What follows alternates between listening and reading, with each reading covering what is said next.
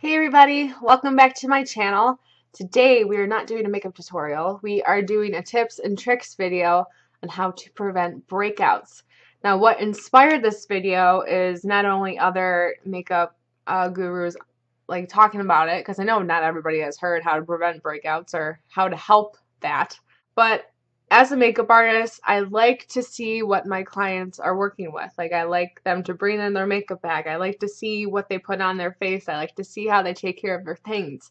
I like to see the sanitation of how they treat their products. And I don't tell them that, but that's what I'm looking at. And I know not everybody knows it, but it's a huge pet peeve of mine, especially from what I've learned over the years.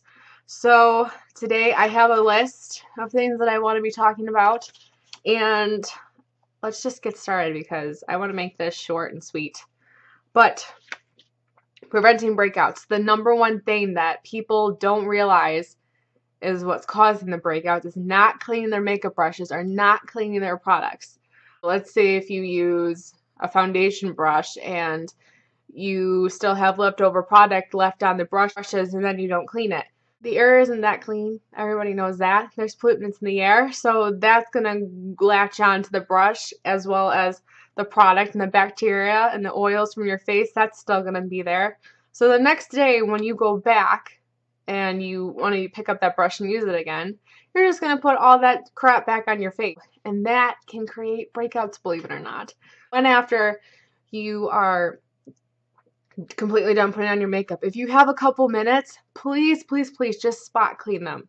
Like take a brush cleaner or take a little soap and water and then just like wipe it on a tissue or something, or wipe it on your hand just to get that dirt off. It's clean. Or I like to use these babies. They're makeup and cleansing towels, and I'm not sure if that's something that you should do, but it's worked for me every time and I don't break out because of it.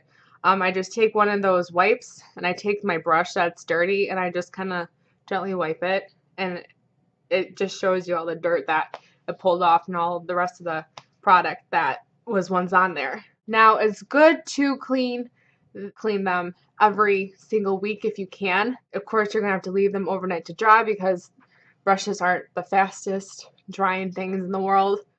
And what I've learned that you can do is just mix olive oil and like a little bit of like Dawn, like maybe like 50-50, and kind of just do the same thing, like dip it in a little bit, like mix the olive oil and Dawn together, dip your brush in, kind of just like massage it in there. I learned this from Michelle Phan, by the way. And then you take the brush and like wipe it on your hand, get all that dirt off, and then rinse it, and then just leave it to dry. Or if you have like a cool brush tree or brush holder, just flip them upside down so the water drips out because you don't want to ruin your brush. Next, products. If you're a makeup artist, or if you dip your brushes at least a couple times while you're using it inside the product, you can contaminate your product. The oils and the bacteria on your face, you're just putting it in your products. So make sure you have like a pharmaceutical alcohol that you can use to sanitize your makeup, and I'll get into further detail maybe in the next video. I can show you guys how to do it. Or what you can do is just take a tissue, like if you have a powder and stuff, just rub off or just kind of like flake off the top layer. It might seem like a waste of product to you, but if you're a makeup artist especially, it would be so good for you just to do that, so you're not liable for anything, or your client doesn't break out and then just never comes back to you, because that wouldn't be good either. You can get the alcohol, like the pharmaceutical alcohol, of course, at the drugstore. Same with tissues. You can get tissues anywhere at the dollar store. Next, the thing that I personally struggle with the most is touching your face. Again, your face has, your hands have a lot of oil and bacteria on them. So if you keep constantly touching your face, you're taking that oil and that bacteria and you're just caking it on your face. And I know I always like do this all the time. I'm doing it now. But make sure if you want to touch your face, have clean hands, or just don't touch them at all. Like play with your hair or something. And that leads to my next one, your hair. If you constantly have your hair down, your hair also has oil in it, so it could rub all over your face. That's why you should keep your hair up if you have trouble Like I said, it's not like a sure thing, but it's like common sense. It makes sense. And I know that I wear my hair down a lot.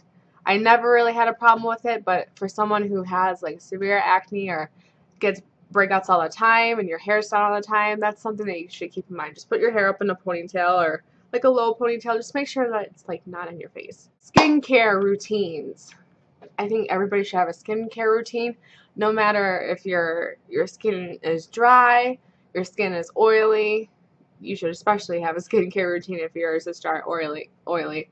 Combination, even normal. People are blessed with a normal skin type, but it doesn't mean that you shouldn't not take care of it.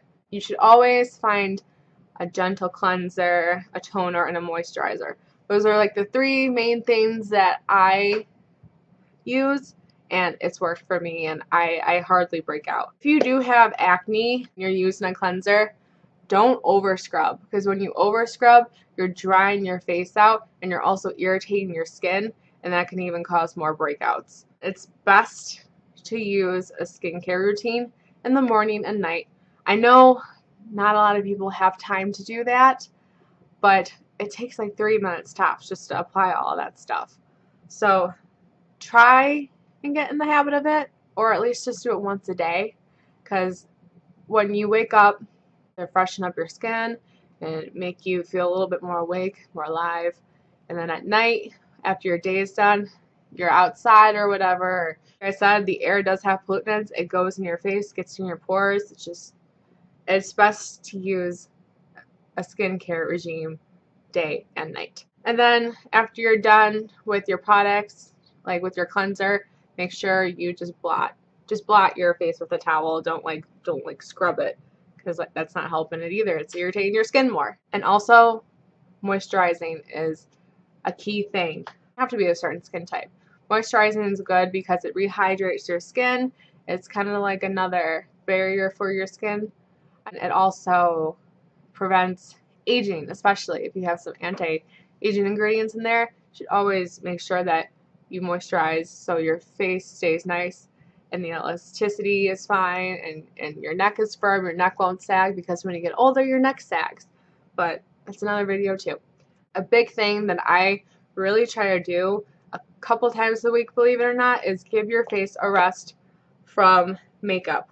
Because if you wear your makeup heavy, or just depending on the formulas that you use for like your foundation or whatever, that can clog your pores. It can contain oil depending on, like I said, what the formula is. And it's just always good to let your skin breathe for a little while. Just let it, like, ugh. Another couple of things that I did my research on is when you sleep at night, and if you sleep on like one side of your face on your pillowcase gets the oil like from your hair or like from your face. And that can also be a cause of acne, especially if it's like on one side of your face, and that's like the part that you sleep on. That's like the part of your face that you sleep on.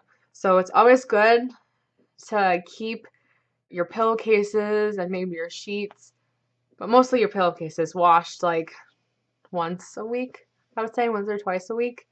I know, just try. I'm not saying, oh, you have to do this. This is just something that may make sense, and it just helps the prevention of it. And it also can come from your phone, because like if you're holding your phone on like the side of your face, and you notice the pattern, that's where the pattern is. Your phone may have some leftover makeup on it, or just like the bacteria and oil from your fingers, and then you're just like putting that on your face. So it's good to just identify the acne pattern of your face. A big thing that people forget to do, or just they're kind of lazy to do it, is to take off their makeup at night. And that's probably the worst mistake you can ever make, because again, it seeps into your pores, clogs them. If it's on overnight and you're just like rolling in your bed back and forth, that could irritate your skin. That prevents your skin from being able to breathe. So it's always good just to keep like makeup wipes by your bedside. These are from CVS. I got like 2 for $15. They're pretty cheap. They're like $7, $7 or $8 for a packet, and there's like 30 in these. It's always good to have a great diet. make sure you get all the vitamins that you need, like vitamin A, C, B6, B12, things like that. I've heard that can really improve the skin, as well as drinking a lot of water. Water helps improve it too because it hydrates you, it gets rid of all impurities. So water is always good, 8 glasses a day. Stress. Stress is known to be a huge factor in breaking out.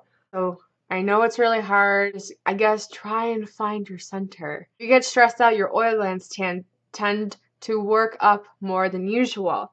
It can cause you to flush a lot, or it can cause you to be really, really pale. Like, I'm really pale all the time, and I know it's my complexion, but it could just because I stress a lot. Now, if nothing that I said works for you, it's always a good idea just to see what your dermatologist or your doctor has to say. But yeah, thank you so much for watching, you guys. I tend to make a lot more videos, so please send me some requests if you'd like to see something in particular. I always like to see what you have to say and what you want to know. So thank you for watching, and we'll see you in the next video, or I'll see you in the next video. Bye-bye.